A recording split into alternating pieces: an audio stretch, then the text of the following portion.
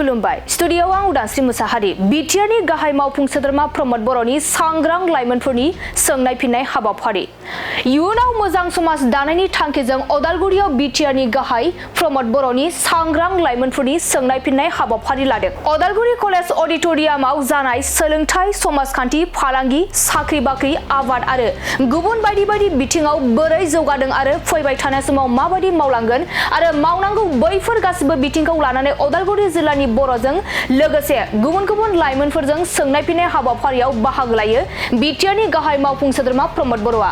बे हाबाफारिनि गेजेरजों बिटिआर सरकारा मा मावखो आरो मा मावनो थांखि लादों बेखौ लाइमोनफोरनो फोरमायदों बिथां प्रमद बर'आ।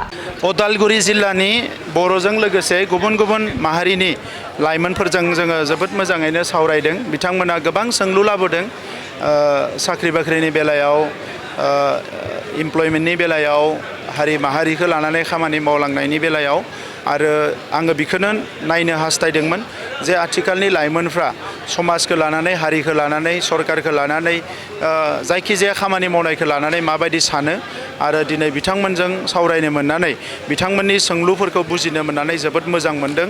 दानि लाइमोनफोरनियाव जोबोद पजिटिभ मोनसे सिन्ता दङ आरो बे पजिटिभ सिन्ता पजिटिभ साननाय बेजों आवगायलांनो हायोब्ला इयुनाव जों मोनसे मोजां समाज आरो मोजां मोनसे ओनसोल दानो हागोन आं बेखौ हास्थायो।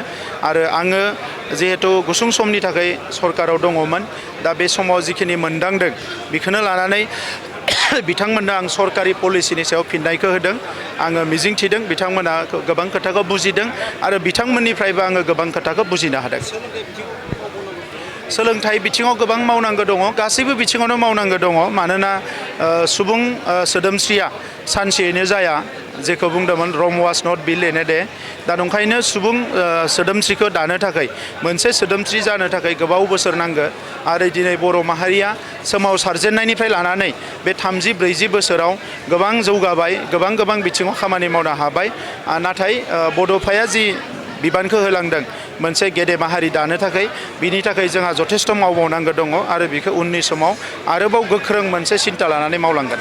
गुबुन गुबुन हारि माहारिफ्रा बियो बिटिआरल' नङा, आसामावबो सा सानजा भारतनि गोबां रायजोआव आरो सारा भारतआवनो उन्दै उन्दै हारिफ्रा जोबोद खस्थ'आव थांनानै दङ। बिथांमोना संबिजितनि मोन्थाइखौ मोनथारनांगौब्लाबो डाइरेक्टलि इनडाइरेक्टलि बिथांमोना मोनफुंनो हायाखै, जायनि थाखाय बिथांमोना दुखुआव दङ नाथाय सोमावसारनोबो हाया, बिथांमोना अनजिमाबो गैया। दा बै हारिफोरखौ दिनै जोङो जिहेतु जोंबो सोमावसारनायनि गेजेरजोंसो थांना थानाय मोनसे हारि, जोङो बिथांमोनखौबो लोगोआव लाफानानै आवगायलांनायनि बाथ्रा सानदों। बिथांमोननोबो जों नंखायनो भिजन डकुमेन्टल' नङा गुबुन गुबुन मददफोरखौबो जों होदों जाहाथे बिथांमोनाबो हारि महरै थांना थानो हायो आरो थांना थासान्दियाव बिथांमोना बर' हारिखौ गावनि सुथुर नङा गावनि लोगोसो बायदि साननो हायो, अननो हायो, मान होलायनो हायो आरो इयुनाव जोंनि लामा हान्थिनांगौ जेराव जोंनि मोनथायनि बाथ्रा दङ, जोंहा गोबां एजेन्डाफोर दंबावो, बे समफोराव जाहाथे बिथांमोना जोंनि लोगो जाफायो। बिनि थाखाय बिथांमोनखौ जोङो भिजन डकुमेन्टल' नङा गुबुन गुबुन बिथिङाव जोङो बिथांमोनखौ मदद होदों जाहाथे फैबाय थानाय समाव सोरबा सोबख'नाय थगायनाय नासयनायनि जोंखौ आरोबाव नाजायोब्ला बे हारिफ्रा जोंजों गसंफायो। बिनि थाखायनो जों बिथांमोनखौ लानानै आवगायनायनि थाखाय मोनसे बिथांखि जों आखायाव लादों। सेल्फ इमप्लयमेन्टनि थाखाय स्किल ट्रेनिं आरो जोंहा भकेसनेल ट्रेनिं आरो एग्रिकालचार आरो एलाइड सेक्टर गुबुन गुबुन सेक्टराव जोङो मोजां वेल अर्गेनाइज ट्रेनिं खालामगासिनो दङ आरो दासिम 100 गुबुन गुबुन स्टार्टआप माने ग्रुपफोरा जोंनियाव एप्लाइ खालामदों बिसोरखौ हेल्प खालामनो थाखाय। जोङो सानबानि गेजेराव मोनसे स्टार्टआप कनक्लेभ क'क्राझाराव लानो नागिरदों, डेभेलपमेन्ट कनक्लेभ लानो नागिरदों। गोबां NGOsफोरखौ जोङो लिंनानै बड'लेण्डआव खामानि मावगासिनो दङ। दा बेवहाय लाइभलिहुड सेक्टर बा गुबुन गुबुन सेक्टराव खामानि मावनो थाखाय जोंनि जायफोर स्कुल कलेज इउनिभारसिटि गारनाय लाइमोनफोर बिथांमोनखौ जोङो बेवहाय गुबुन गुबुन स्किल ट्रेनिं होनायनि थाखाय प्रिपेरेसन खालामदों आरो गासै 25 कलेज जों सायख'दों जेरावनोखि सेटारडे आरो सानडे बेयाव रेगुलार जागोन आरो हलिडे टाइमफ्रावबो बिनि ट्रेनिंफोरा आलदा आलदा रोखोमै कन्टिनिउ जागोन। पलिटिकेल साइन्सनि सासे स्टुडेन्ट कुइसन खालामनो सानदों नोंथांखौ, थिग बेबायदिनो difference between UPPL, BPP, BJP सोंदोंमोन, नोंथांनि सरकारा माबायदि सरकार होनना सानदोंमोन?